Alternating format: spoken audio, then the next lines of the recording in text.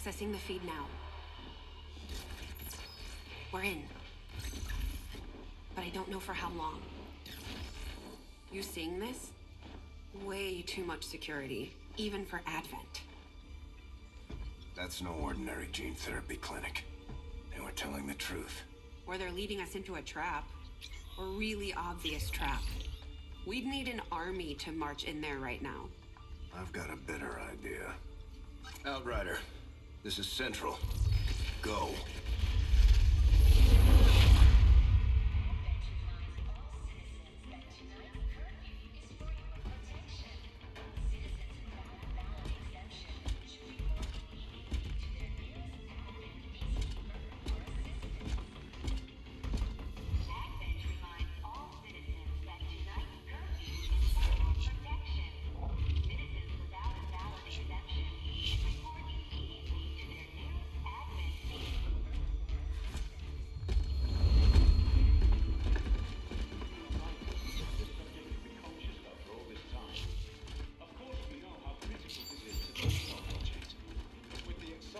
Timeline you placed upon us, mistakes are bound to happen. It wasn't our fault. Please! There's no need for any of this. I will do what you ask of me. I just need additional time. Did you say something?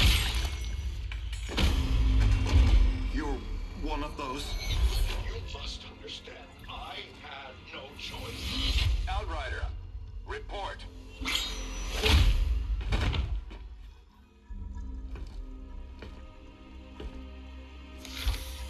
So, you do exist. Outrider to Avenger, I have visual confirmation. Are you sure? Reapers are always sure. I'll take your word for it. Cover your tracks and get the hell out of there. They can't know we were here. Yet. Understood. Now the real war begins.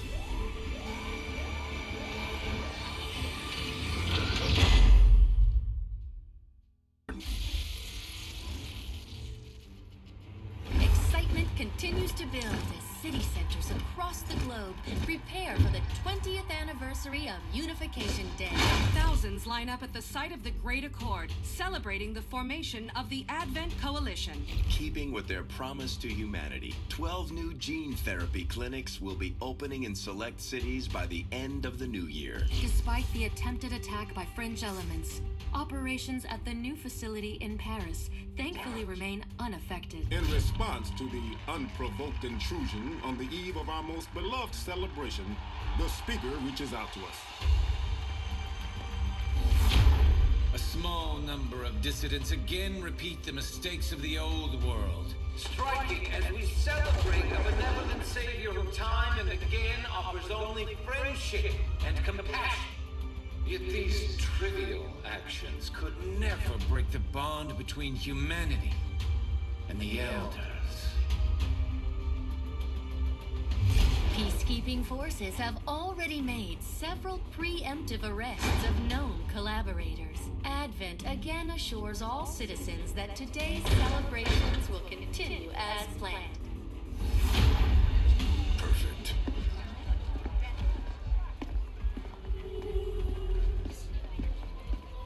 The Advent Administration reminds you to report all suspicious activity to your nearest peacekeeper.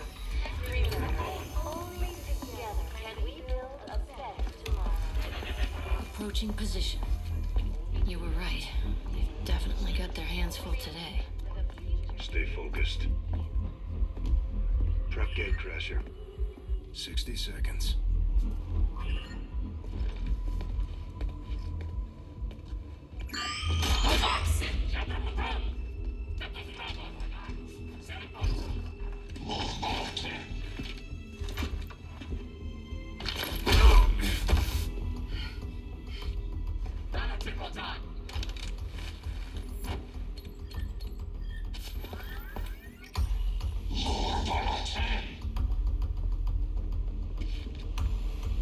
Now.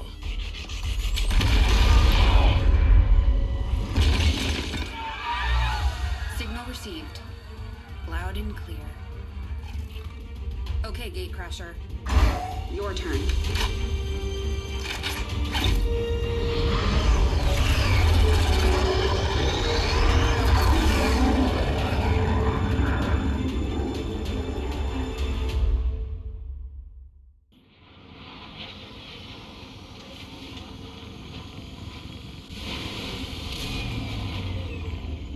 Excellent work, Commander. Your efforts in the field have certainly encouraged the crew.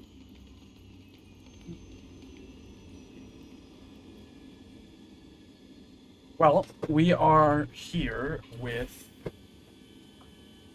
XCOM 2. But not just XCOM 2. XCOM 2 War of the Chosen. And not just XCOM 2 War of the Chosen, but a heavily modded version of XCOM 2. Long War of the Chosen. So let's just hit continue here. Now, you might be a little confused. Hold on, what happened? Where's the Operation Gatecrasher? Well, listen, with the stuff you're going to see and experiences you're going to go through in this playthrough, that's the most boring part. It's just a waste of a first episode. I'd much rather have a prologue that sets up the stakes and has everybody informed with what to expect. So what do we take home from this? We got some PCSs, some alloys, some supplies, and all the corpses. Very nice. We've acquired a researcher. We've got an engineer. We've got a rookie with good aim. Never a bad thing. Incoming transmission. Oh, you don't say. Okay, more lore bits. Let's take a peek.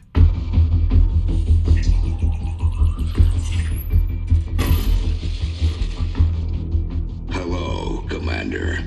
The council you once knew is no more. Its membership have all sworn loyalty to the Advent administration. With one exception. It is good to see you again. In the days since your capture, I have done all I can to aid the resistance from the inside.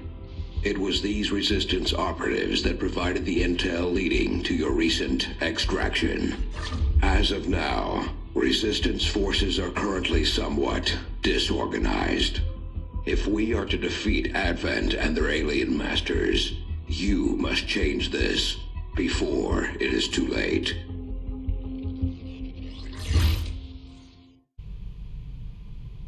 No pressure. Okay. So, that's all well and good. But while we're in the commander's quarters, let's take a look at what we have. We have the resistance management, which only has one haven at the moment, but will get more as time goes on. We have the archives, which is just all the type of information you could possibly want. There's a lot of this that is not as useful as you'd think, only because certain things that I'll end up talking about. Avenger report, staff, power, all that jazz. Objectives, which right now are to manage your havens and liberate region from Advent control. And then resistance orders, which we don't have any at the moment to utilize. Commander, to the research labs. Sounds good. Impressive, isn't it? Capable of generating immense power, yet completely harmless to human life. If only the same could be said for the rest of the aliens' technology, Commander. Dr. Richard Tigan, Chief Science Officer. I am responsible for the entirety of our research here, as well as the procedure you so recently underwent. Welcome to my lab, such as it is. I'm not sure what Central may have told you, but we found something while removing you from the alien stasis suit. A device implanted directly in your occipital lobe. Had I access to the equipment available to me during my tenure at Advent, I would already know the precise nature of its function. However, given time and your approval, of course, Commander, I assure you, I will find out. Which brings to light an additional point.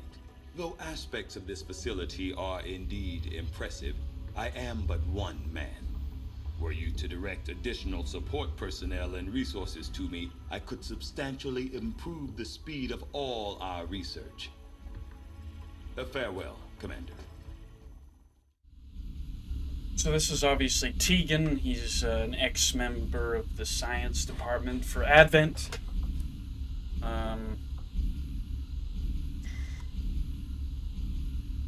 Yeah, so let's see here. What has he researched in my absence?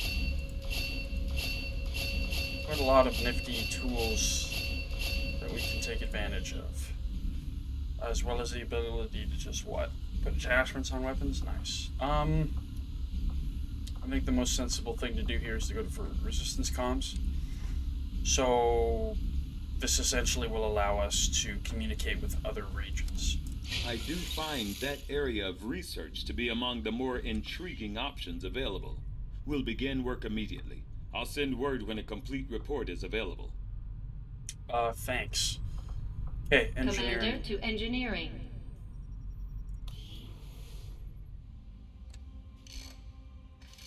Okay. Reworked your repulsors with some of the parts I salvaged from their old engine. Should fix that stabilization problem you had. Come on, Rover. It'll work.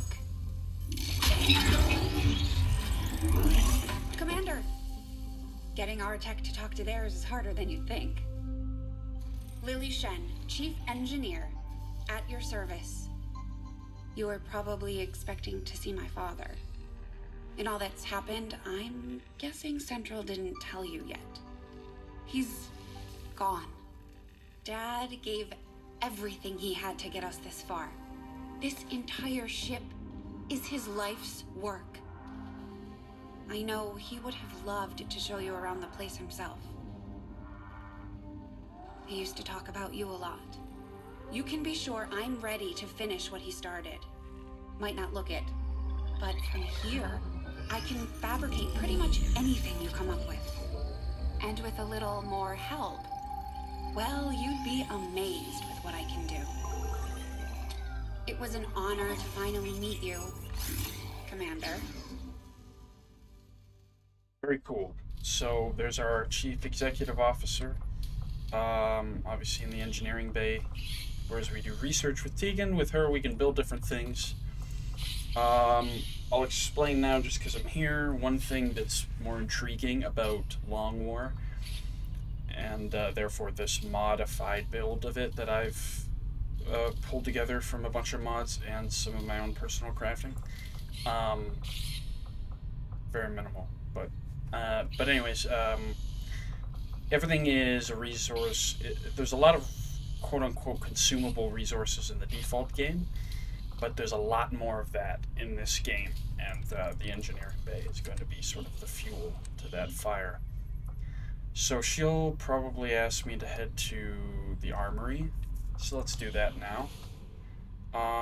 In here we have squad management, which I'll go into soon. Memorial, which is the bar, which, as you can tell... Commander to the armory. Ugh, come on, lady. What did I just say? There are people here naturally, but that's just for the atmosphere. But if you look up, there are actually people staffed here.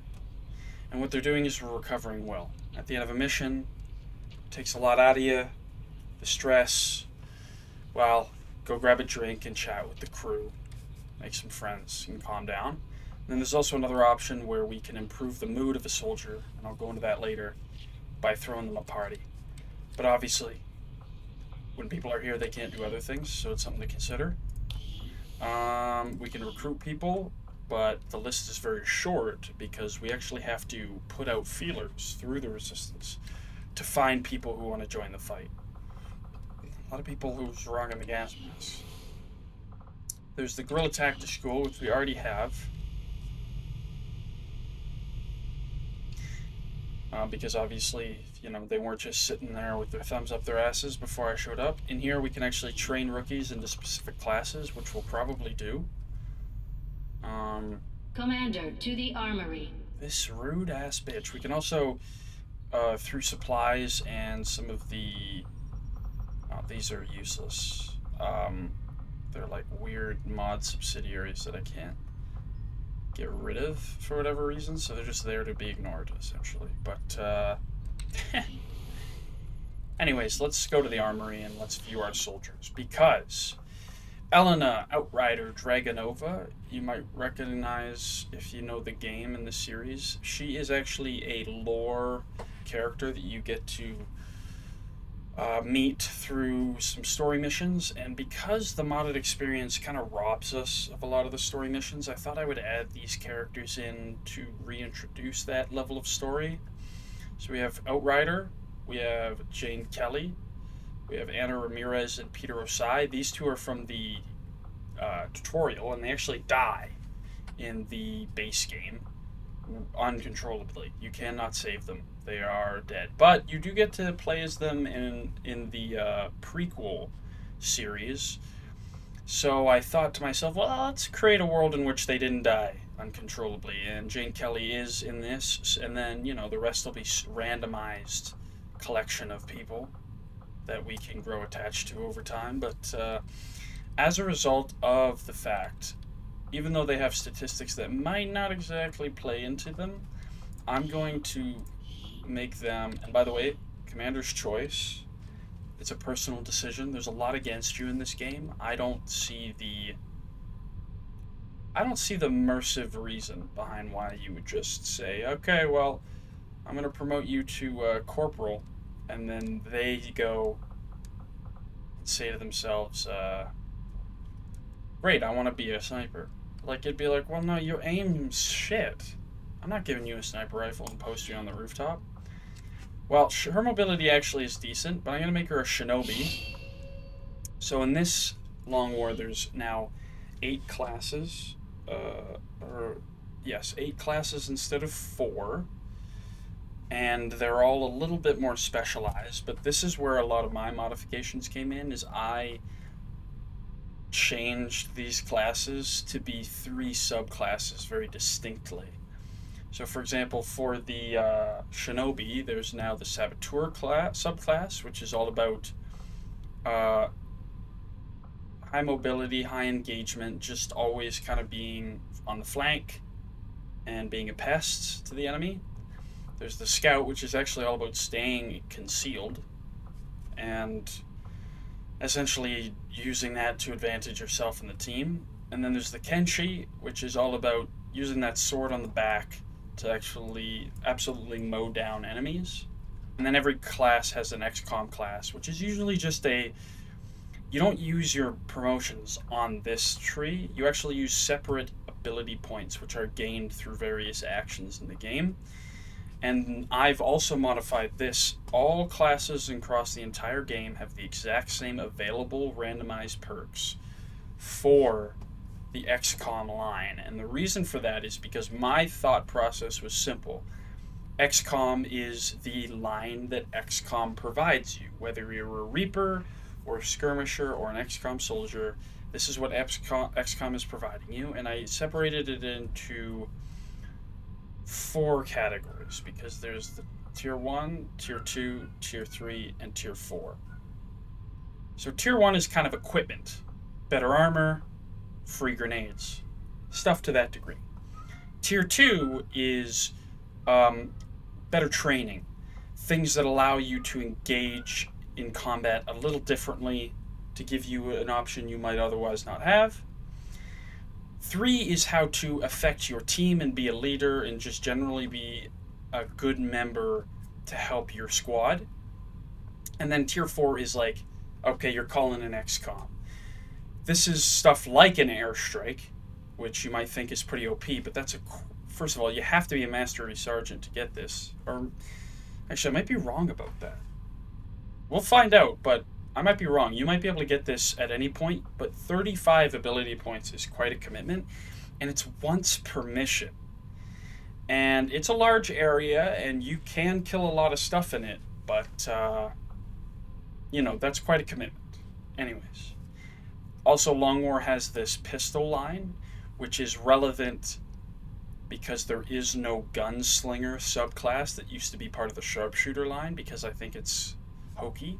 But this makes it so if you have a captain, so when you get to Mastery Sergeant, that's your highest rank, unless you are promoted to be an officer. And an officer, these ranks change, and they get basically these pistol skills. Or perhaps they changed it where pistol skills are available for everybody. I'm not sure. To be honest, I'm still learning Long War, but that's the fun of it. So do we have any stims that's particularly good for her? Reaction fire, emergency life support. I actually like this concept for her, just because she is a story character. I'm gonna make sure she lives. For her loadout, I'm gonna switch her to a light Kevlar, which makes her much more mobile and much harder to hit, just so that way she can be a stronger shinobi. And the reason I went shinobi is, in the default tutorial, when you get her, she promotes to a ranger, which is the sword and a shotgun. I felt I wanted to have one of the two carryovers. I could have gone the shotgun route, but the sword is just a lot more fun.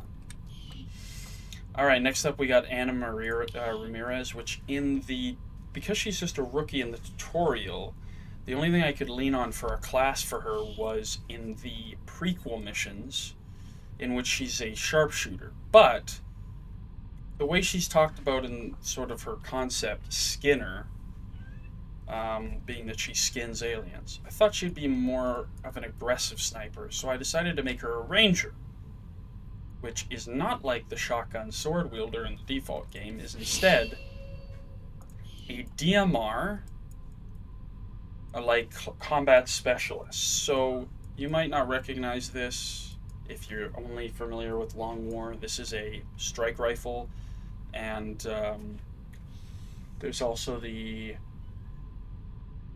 I forget the name of the other one, battle rifle.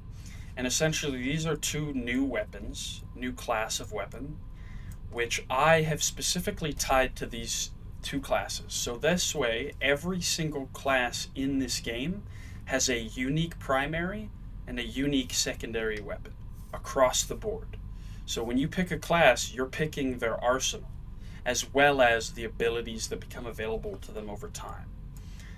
And I just think that makes them more distinct and specialized. So the thing about the Ranger in this is that there's three subclasses. There's infantry, which is basically an offensive shooter.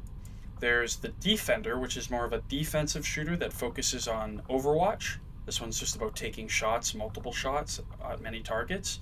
And then there's the other aspect of this class, which is about using the sawed-off shotgun on her shoulder that enables her to... This thing is like a one-hit kill if you're next to pretty much anything in the early game, especially when you get both barrels, and then you go down this line and make it an absolute terror weapon. So that's what she's going to be. And we'll have her lean into the aggressive infantry style. We don't have any attachments to throw on her weapon, but I will give her the hyperactive pupils just so she can hit more shots more consistently, because her aim isn't luxurious. Alright, Peter Osai, Boomer. I mean, come on. The name speaks for itself. Again, he's a rookie, but he's given the Boomer last name and he's a Grenadier in the prequel mission. So I'm going to go Grenadier here. And here's where the second new weapon comes in. This is the battle rifle, which is like an LMG, a true light machine gun, and with the grenade launcher. So again, two unique weapons. And then there's three lines. There's Boomer, which is about offensive grenades, destroying objectives, enemies, cover, structures. There's Support Line, which is all about using smokes and flashbangs and different things to help your team or inflict a negative impact on the enemy without necessarily killing them. And then there's the versatile line, which is where this LMG comes in. And it starts with flush, the ability to essentially force a target to move. And then all of this is just about different ways to use that primary weapon to just inflict, pain and influence on the battlefield. And then here's another example, by the way, of one of these Ultra Tier XCOM abilities. So once per mission, become immune to death and incapacitation until the end of the next turn. So basically, you could say, you know what, I really got to get to that objective. I'm going to be fully fucking exposed here, but I'm going to make the call. I'm activating Last Stand, I'm running to that objective, and I'm getting it. Even though it'll leave me exposed, I can't be killed. There's nothing, you can be damaged, but you will not die or be incapacitated. You will sit there till the end of their turn. And that's the kind of like ultra tier XCOM influence that you can impact. Anyways, I'm not gonna go any further. I could be talking all day. Nothing to give him as far as combat sims go. Now we have the randos, and these are just randomly generated characters. I did not have any influence over these names. They've just been brought into the game, for whatever reason. So before I get into that, I'll leave them there for a second. To the armory. Let's head to the bridge. Commander, good to see you on your feet again. Welcome to the bridge, the nerve center of our operation. The aliens have our entire world in their grip. Advent controls everything. Government, communications, industry, not to mention the military. And it's on us to take it all back. Resources and time are tight, Commander. It'll be up to you to decide how to best use both. The ship is yours. So obviously there's a black market to be investigated. We'll ignore that for now. There's also some intel to be taken a look at. We'll ignore that for now. There's a scientist in the field. That is a bit more pressing, but we'll ignore it for now, as well as some rookies. We may have chosen a different means of resistance, but our people fight for the same reason, for the world we once knew. Together we will end this occupation, or die trying. My people have thrown off the shackles of alien oppression, and through discipline, we have survived. We don't rely on the aliens' technology, and we would never live in their cities. We are the hunters. We move in the shadows. And we won't sleep until the last alien is dead at our feet. Oh, quite fitting. So, we've started at the Reaper HQ. Now, that's by choice. One of the options in the extra options at the start of the game is choosing who you start with. I've chosen Reaper because they're actually quite powerful, which is nice for early game, but also it's what you start with in the default War for the Chosen experience through the tutorial. So again, I'm trying to just keep some form of a storyline or story beat. So these are not XCOM. This is a faction operating outside of XCOM that, through in our attempts to overthrow Advent, we've reached out to. And a part of it is they're going to do some stuff for us behind the scenes, and they're also going to lend us one of their soldiers. But we can talk them into more down the road. If you've got something new for us, Commander, my Reapers are up for taking on some additional orders. So we have excavation speed and resource rewards doubled from scanned rumors. That's huge. So this is the world map.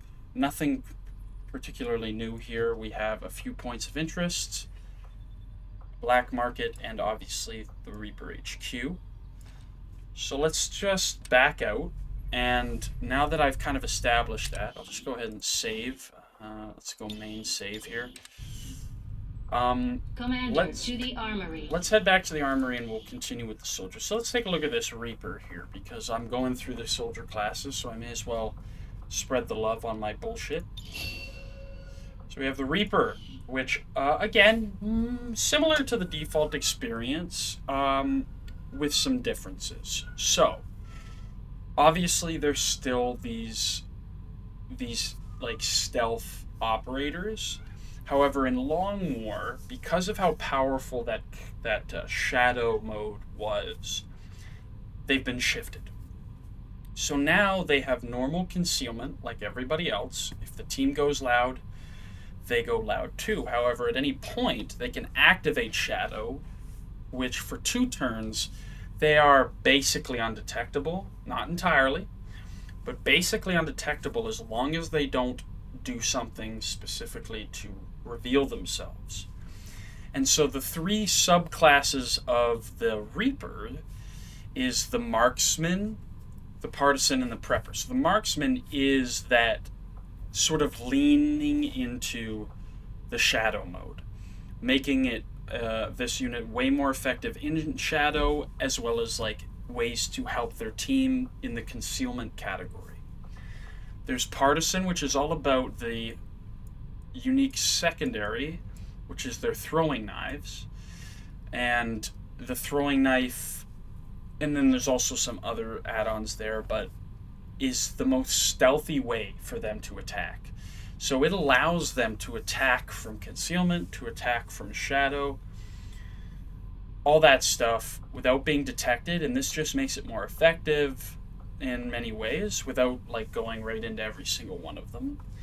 And then there's Prepper, which is sort of the aggressive shooting style. It's kind of like the Rangers infantry line, but with a little bit more of a predator on prey like touch to it.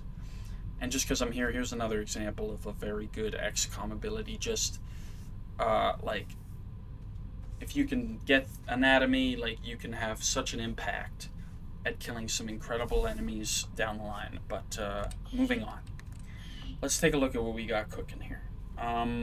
So this is our group. Typically speaking, what I like to do, just because I'm here, let me just go ahead and delete this squad because I don't really have a connection to them. What I like to do is I like to name my squads in a very intentional way because it helps me keep track of what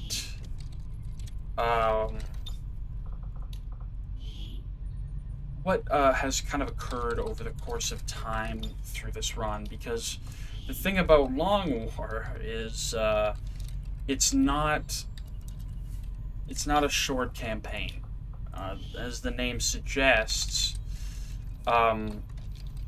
it's a long war, and because of that, you know, good luck trying to get through it without losing some guys.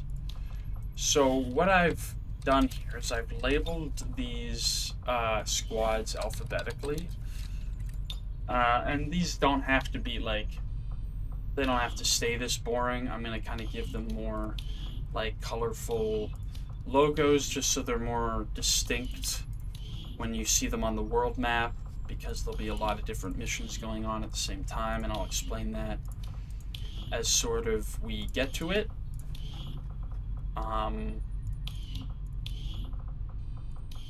These ones I like here at the bottom just because they seem to be the most distinct. Alright. So, what I'm going to do is I'll just assign this group together because they're a complete group and they're kind of like the story team. And now we can kind of just make whatever we want here. So what I typically like to do is I like to find who's got great aim. Well, there's a great aim. All right. There's another great aim. There's another great aim. There's another great aim. Great aim. How many people do I have left here?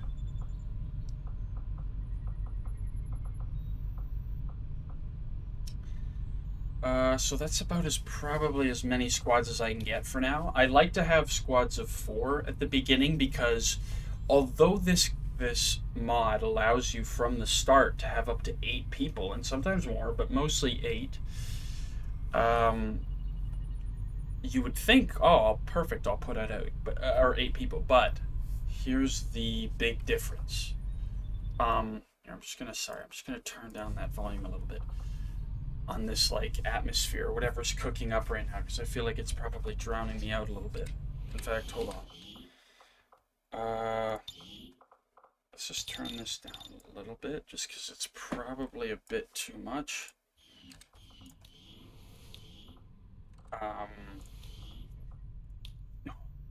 Hold that thought. Alright, sorry about that. So, let's see what we got going on here. So, I have these really good shooters in each of these squads. The thing that I usually think of is this, is there are 8 classes. 2 of them lean heavily on great aim. 2 lean heavily on great movement. 2 lean heavily on great dodge. Then there's one that leans big on the hack and one that leans big on the will, and I'll explain that. So, what's our now that we have our shooters, because I think it's the most important, I could technically go all out and just have more squads, because I have one really good shooter with nothing else going on left, so I'm going to do it. So now what I want to look for is high mobility. 15, that's good. 13, oh, I bet I put them in the same squad. Sorry, 13, 13,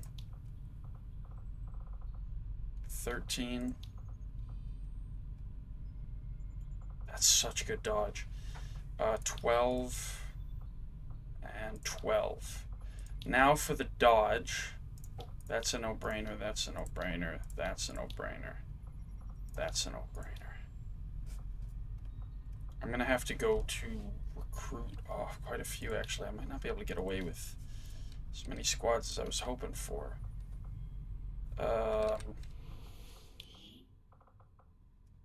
Good hack.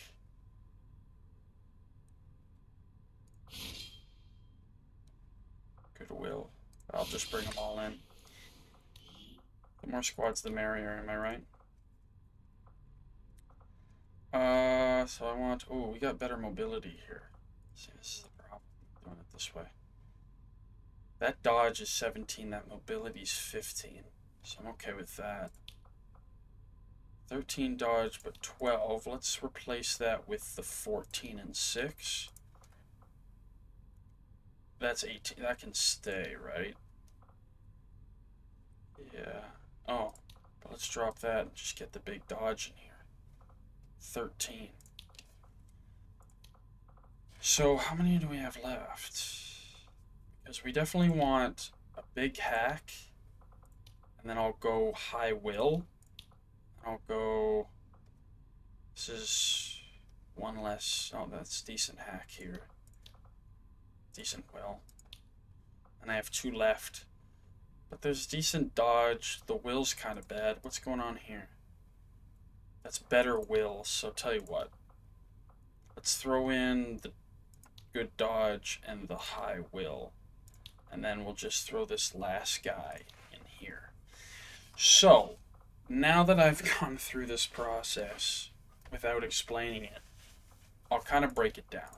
So, obviously we have our aim. That's going to be sitting on the shoulders of one of 2 classes. A sharpshooter or a ranger. Because a sharpshooter has 2 of its 3 subclasses about shooting its gun consistently. And it needs to hit its shots. And a ranger is the same way. Now you might think to yourself, well, what about a gunner? A gunner's got a... That sounds like somebody who needs to hit shots. Well, yes, although they do have a shooting gun line, they also have a much more effective line at times, which is a suppression line. And their third line doesn't revolve around the shooting. So that's why one needs to be in each of these every single time. And what's interesting is although they are similar in their shooting, their playstyles can be similar, but can often be very different. Then there's the movement, and movement is shinobi and assault, shotgun or sword. you got to get up close for those. So the more movement you have, the more flexibility you have in how much of an effect you can have on any given fight. Then there's the dodge, and the dodge has 2 classes, which we've yet to see, but I guess we can probably, look into that by promoting these people. But one of them is an arsonist, which is a flamethrower class. So its aim is not that important because it's throwing AoEs out. And its movement, although can be important, isn't as important as dodge, because the thing about the flamethrower is you're gonna be up close. And so you do not want to get hit. And the higher that dodge is, the less likely you are to get hit. And then there's the gunner. And you might be thinking, what? Gunner? The thing about the gunner is, oftentimes, in order to be effective as a gunner, the thing is you're either suppressing or you're shooting, but you kind of have a weird thing where when you're shooting, you're probably a little exposed because that's a heavy gun, so you don't move as much. So you're pushing up to half cover sometimes in order to get the shot off that you want, or you're suppressing, and while you're suppressing, getting hit disables that suppress, and you don't want to get hit, so having a high dodge is very useful in that regard. And then there's it's one of its subclasses which has to do with being up close, where dodge is also very useful. Anyways, finally you have this technical skill, whatever it's called, hack or whatever. That's self-explanatory. That's the last of the 2 classes, which is specialist, which has a drone that we all know about, a gremlin. And its whole objective is to be able to impact and hack things from a distance, and that can have a massive impact.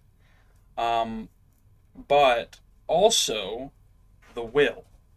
And the will is good for both itself and the grenadier. And the reason for that is these 2 classes are specifically designed around either helping your team or discouraging the enemy in some way. And the thing about will is, it is the difference maker in getting mind controlled or generally panicking. And the problem is if you have a class that's fully dedicated to helping your team, if they're panicking, they're not helping your team. And if they're not helping your team, they may as well not be there. So that high will is extremely important for those 2 classes, at least in my perspective.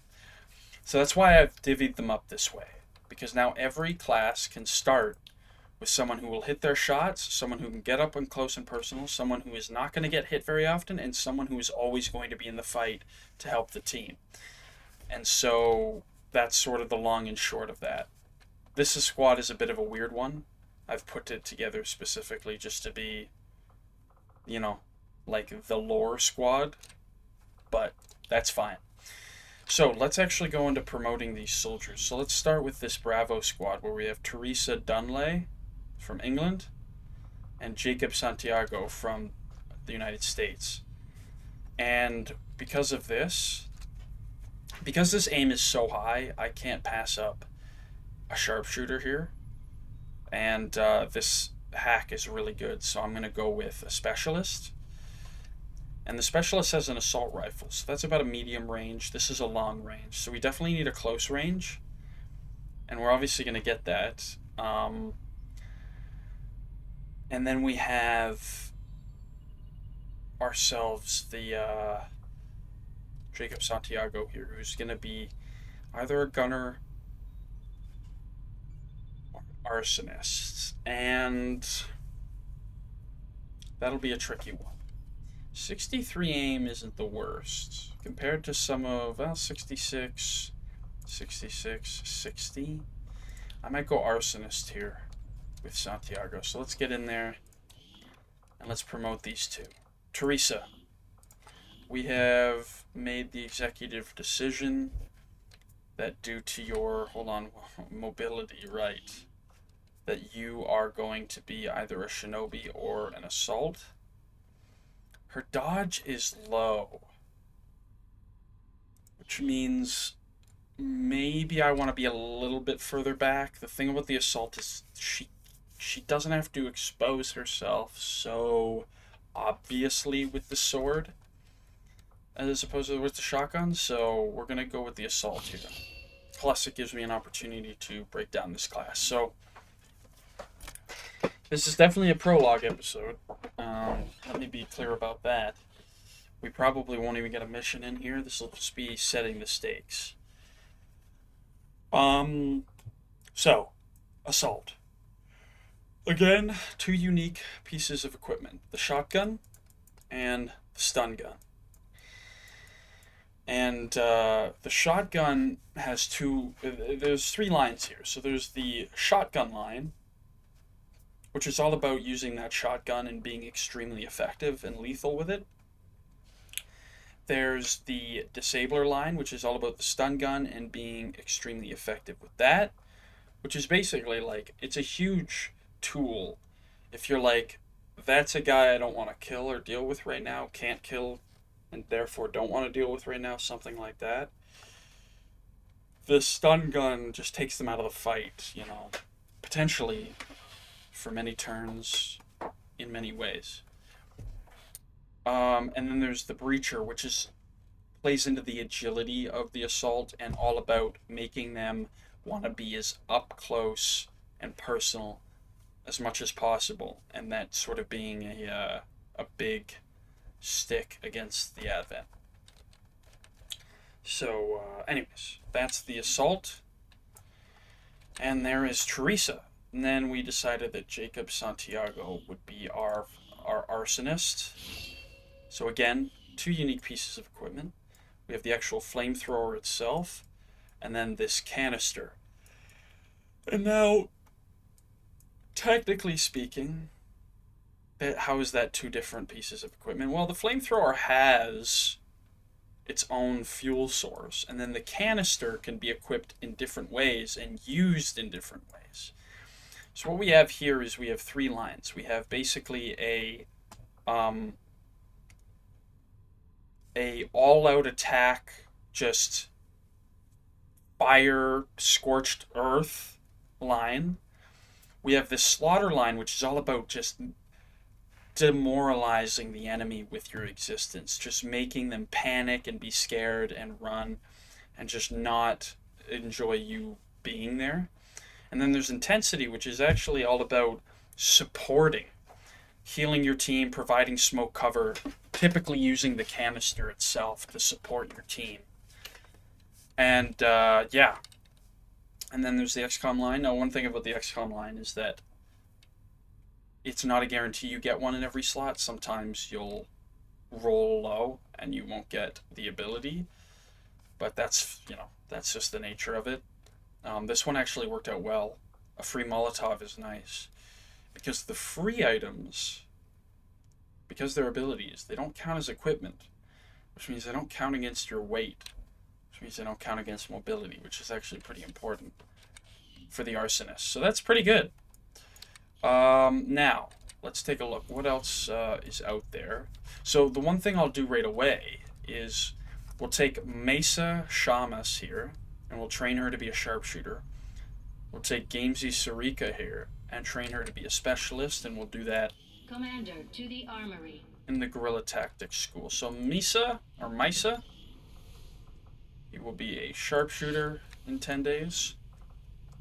And where is she? Games Sarika. You clearly show the abilities of a good specialist. Now, where are our other... So Bravo's kind of unavailable for the meantime. Where are our other teammates here?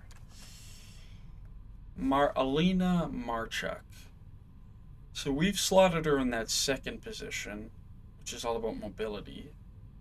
Her dodge is still kind of low, but her aim is real good.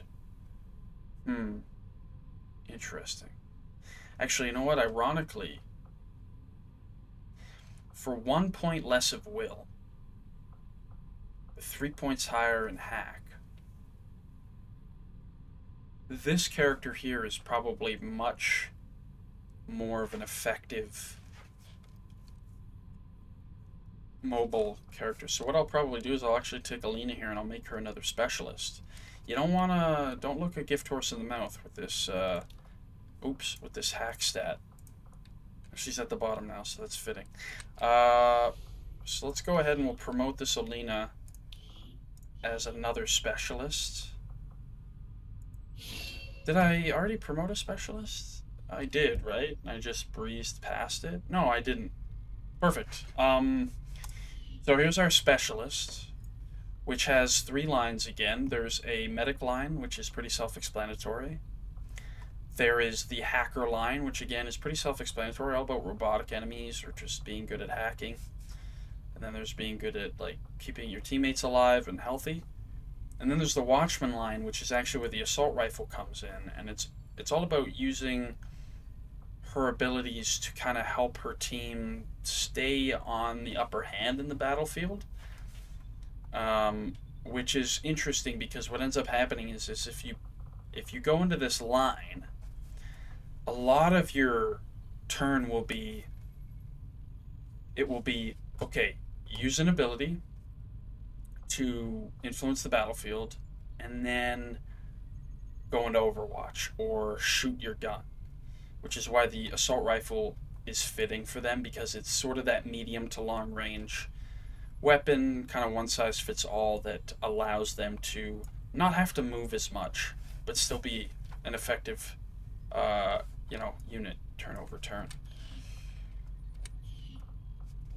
All right, finally, Brandon is the last guy on our list here, and as you can see, it looks like we've gotten pretty much one of every class, almost. Who's left? Brandon. So we've again put him in this mobility slot.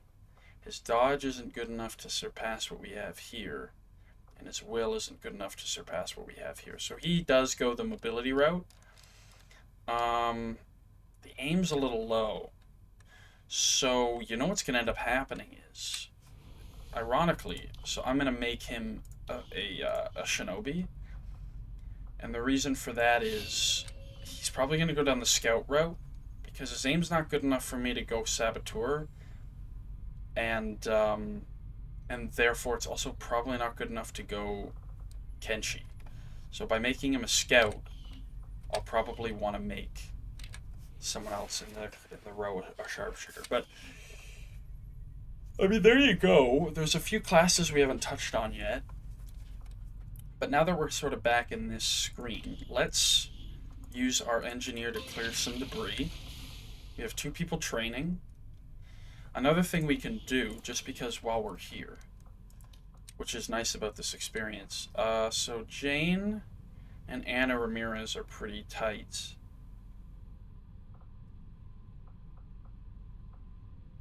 She's pretty decent with Peter Osai. So here's what we're going to do. Because they're recovering well and they've already gone on a mission. Thing we can do. So Jane and Anna, Peter and Elena.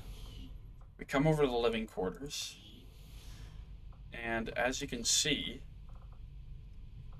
isn't this, it doesn't want to show the scroll menu. You can actually have people, there we go. You can have people come in here and bond. Alright, I can't seem to find the soldiers I'm looking for. What about Teresa and Jacob? Can we get any chance with Teresa and Jacob here? Wow. Yep, we sure can. So we're going to say, hey, you got teammates training. You guys aren't going to go in the field for at least 10 days. So why don't you guys do some development, hang out, just get to know each other because you're going to be out there in the field.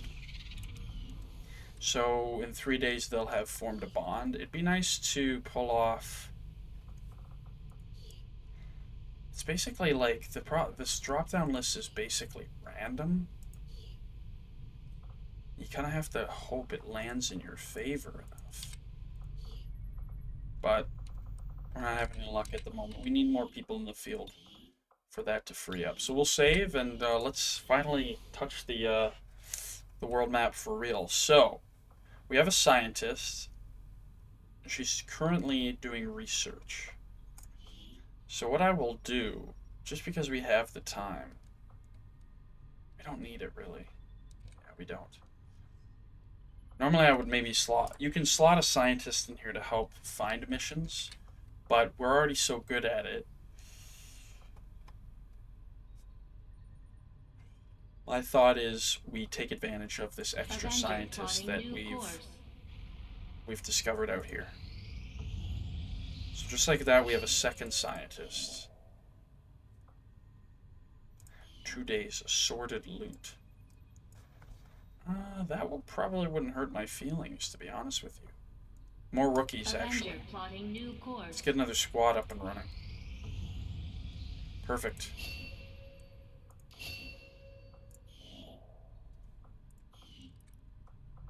So let's take a look at our new team members. We're going to go to golf. So who's in golf now? We have a shooter and a mover. Well, it just so happens we have pretty decent dodge. And then hack and will. So that actually worked out pretty well for us, as far as rookies go. So now we have another complete squad that just needs time in the field or specific training. I think I'll go for this sorted loot. Avenger plotting new course. We have 2 scientists, so this research will be done before this finishes. Oh, there you go. They've formed a soldier bond. Jane Kelly and Anna Ramirez. What do you know? Perfect. You guys get in there. Can we pull Peter Osai and Elena Dragonova? Yes, we can. Nice. Perfect. Those soldier bonds, get them started early and just start running them through the woodworks together, and yeah, they'll be besties in no time. Will likely prove crucial to our ongoing efforts, Commander. Okay, so Tegan has completed a resistance comm, which opens up a room for us and also a new feature. While we look into that, we'll get alien biotech going. I will make that our highest priority. Oh, another thing about this room is you can actually station engineers here to increase the Avengers' power, which right now we are at 7 of 12, so we're doing just fine. We could build, actually, something here, but I'm not going to do it quite yet. I would like to get a training center, but we don't have the supplies for that, and we will after this. That'll help our soldier bonds, and get officers, as well as extended training at a certain point. So we get 3 more regions available to us, thanks to that research. So what we're going to do is we're going to finish this loot. More rookies available, we're going to ignore that, and we're going to head over to Eastern U.S. Setting course for Eastern United States. We're going to start making contact with this Attempting region. to establish local regional contact. And the reason is missions are going to start flowing in. So let's review target. We have 7 days. So this is how this long war experience works. As opposed to before, where there'd be missions available and you had to make a choice. In this one, you have to make a choice at every individual mission. And that choice is influenced by a lot of things. So, it's an infiltration mission. That means we're not doing it right now. We're doing it once we infiltrate. We have a fixed evac, which makes sense. It's extracting a VIP. A max squad size of 8, not a problem. Extraction timer, we get 15 plus turns. That's plenty. But it's a revealed start because we start with the VIP as if we've just rescued them. So it's like we're going to send a group in to find the scientists, break them out, and the mission starts once they found them, and all we got to do is break them out. And it's in the city center. So we're going to confirm this. High explosives in the area. That's good to keep in mind. Setting course for Mexico. Commander, I've got trace chemical readings throughout that area showing a mix of volatile compounds. If we're not careful, that whole place could end up on fire. So obviously none of our top 2 squads will be ready. So this is where we send in a bunch of rookies. And you might think, wow, that's risky. Why would you do something like that? Well, because of the fact that we're going to be infiltrating, and it's only going to take us 4 days and 19 hours, far less than exploration. By the time we're forced to start the mission, they'll be vulnerable. And when they're vulnerable, they're extremely easy to deal with because they're usually in squads of, 2, 3 most. And as long as we keep them at bay with just squads, we can wipe them out with 4. But important thing to note is to not just send in a squad full of assault rifles. What's this person's trick, right? We have 13 minus 3, 17 minus 3, so 14. So this guy's a fast mover. So what I'll do is I'll give him light Kevlar, right? Which will help. And the SMG, which again will help.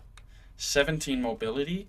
So now, even though their aim is okay, they'll be able to get up real close, get some shots on, or also help them use this equipment more effectively. Okayama sitting at 12, sitting at 11. 66 aim, 63, 75. Definitely want the assault rifle here. This aim is bad enough where I would consider it, but I think what I'll do instead is I'll get him swapped to the light and SMG as well, just so we have 2 people who can move a lot. Feeling confident? Fine. Got it. Well, hopefully this confidence stays, because that crit chance is going to be very important for us. Alright, and one thing that I definitely want to do, because it's a pet peeve of mine, is this fucking hairstyle. Let's just equip a random one. There you go, lady. Now you have long hair instead of whatever the fuck that was. And, yeah, we'll deploy. So this is how it works. We start infiltration. You're like, oh, I thought we weren't going to do a mission during this episode. I thought this was a prologue. Well, we're not actually doing the mission yet. All we're doing is sending them out. See? But now they gotta get there. They gotta find the scientists. And when they're ready, they'll give us the signal. We'll guide them out. In the meantime, we head back. We continue to make contact. And look at that. Resistance has found yet another mission. Filtration as well. Fixed evac as well. 17 plus this time. And a concealed start because it is a rescue resistance contacts and free captured rebels. So in this case, they are imprisoned somewhere. We have local resistance that have given us the intel on it. We're going to break them out. And this one has 2 sit reps. One large map, which actually bodes well because Black Ops is crazy. Basically, if every active unit is killed, before our turn expires, we just regain concealment, which is huge for a prison break. Mexico. So we're gonna send Delta on this one. Actually, you know what? No, Delta it is. I like Delta. Let's get these rookies trained up. So another thing that's a pet peeve of mine is when they end up having this helmet on. I don't like that. People can wear the Reaper helms.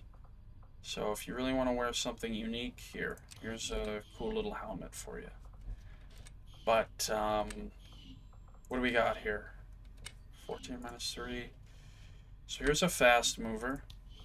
Let's get an SMG in your hand with some light Kevlar. 14. 14. 14. So we'll leave the rest with assault rifles. Cheerful. Embarrassed. Huh. Disappointed. That's not good.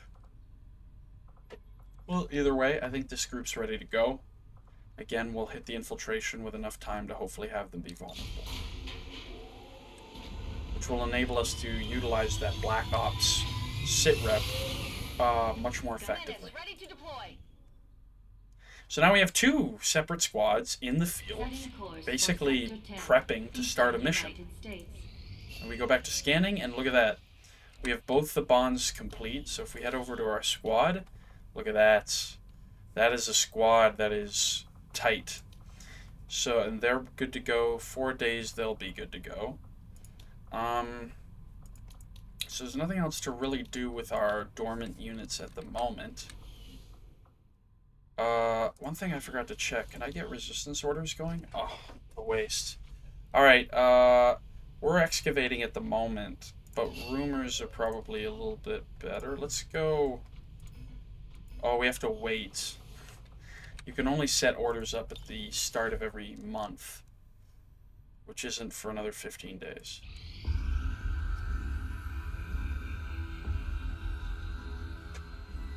So much of my own research based upon this simple design. If only I had known. Ah, Commander, excellent timing. There's been some progress. I've managed to break down several key components of the chip implanted into your skull.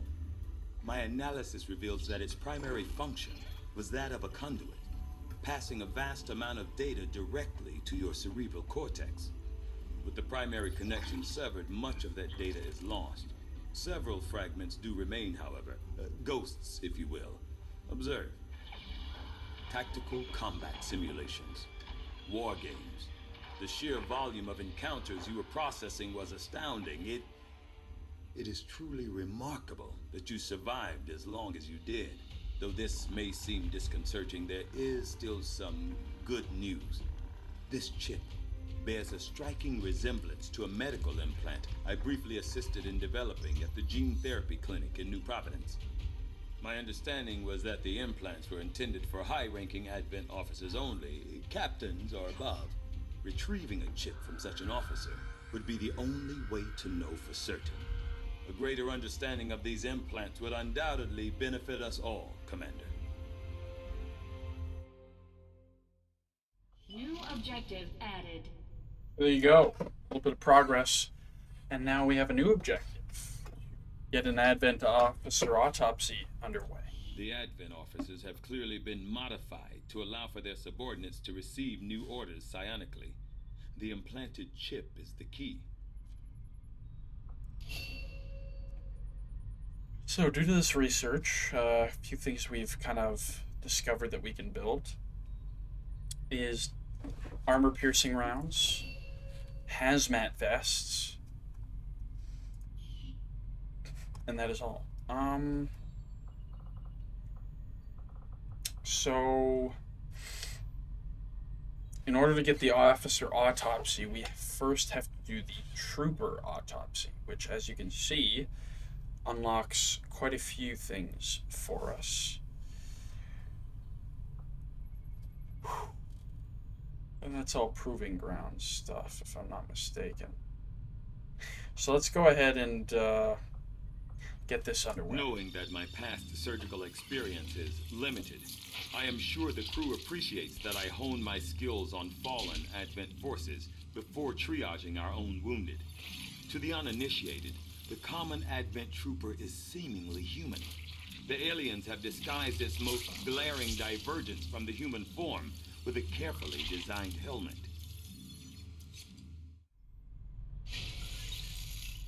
All right, he's underway, and he has two scientists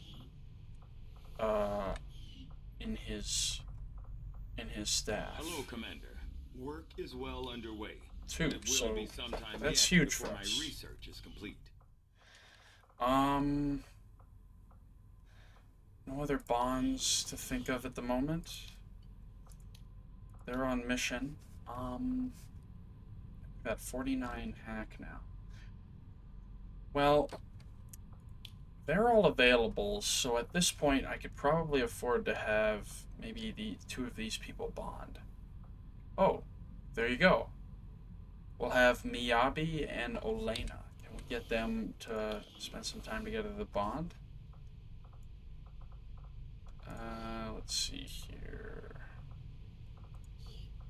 Kind of just have to get lucky with suggestions that it offers you.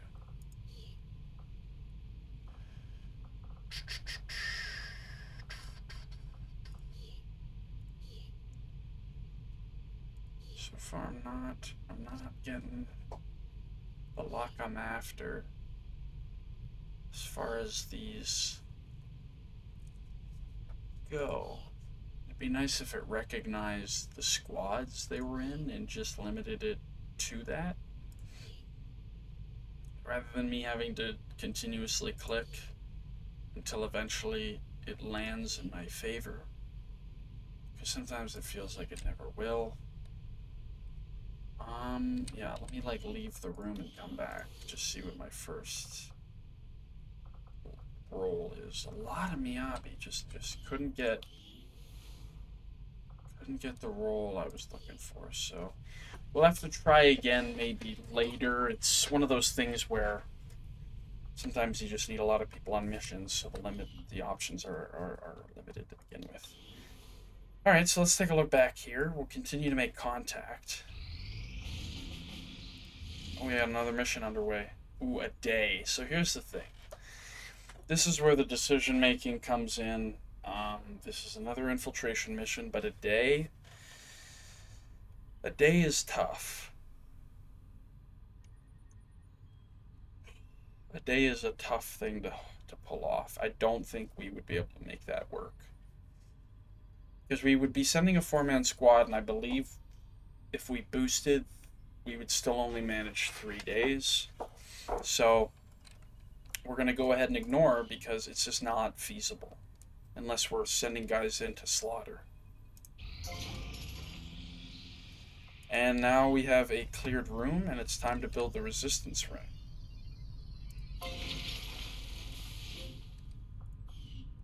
We have an engineer working on that. Still don't have quite the room for this.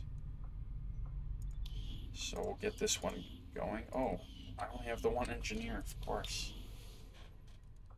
Yeah, let's just contact the region.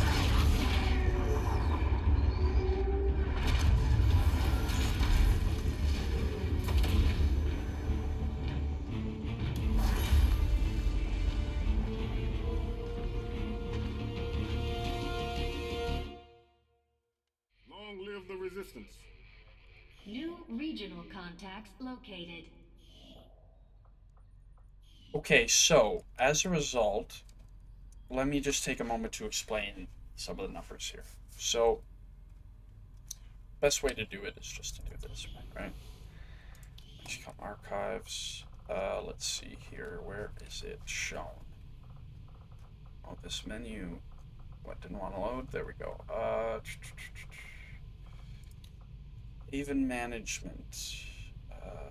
Is that where it is? Oh wow, they don't show it in here. Again, what am I getting? So, I now have 2 regions that I can interact with to find missions in those areas. In this region, we have strength of 1, vigilance of 1, and forces 1. Strength is basically how much of a presence that they have there. Or actually, now that I think about it, yeah, it's the presence. Vigilance is how basically prepared they are, which makes it harder to find missions. And forces is the level of enemy that is there. So this one, it being high, is interesting. They're in hiding, so they clearly have been poking around a little bit too much, and they've caused a lot of focus to pour in there. So I'm not quite ready to start missions up there. But what I could do is I could get us some alien alloys. Avenger plotting new course. Because we don't have a big supply of it. So the reason it stopped is because this is at 100%, but the enemy readiness is normal, which happens in the tactical layer. So if it's normal, what'll happen is when you start an ambush, all your guys fire. But let's say one guy survives. If they're normal, there's a chance that they might get a bonus action to hunker down or to go into Overwatch or even to retreat entirely. When they're vulnerable, they ain't doing shit. So we want to give ourselves the best chance possible to succeed, so we're just going to let that pass by. We have the time. We get a bunch of those resources, and now there's a soldier apparently available. But at 122%, they're now vulnerable. And the moment they're vulnerable, it's best to do it immediately. Because the moment you get that mission done, that squad, if you do it flawlessly, is back in circulation, ready to start the next mission. So I think that's a pretty good start, prologue-wise. Hopefully you guys enjoyed. A lot of information overload. But now you kind of get a general sense of the classes and what they're capable of, the core mechanics of how to interact against the Advent, and other things related to that, and hopefully a little bit of a story beat to see what we're leaning into. So on the next episode, we'll start with a tactical mission, and depending on how things continue to churn out, I'd like to get at least 2 tactical missions in every episode if possible. But yeah, until next time.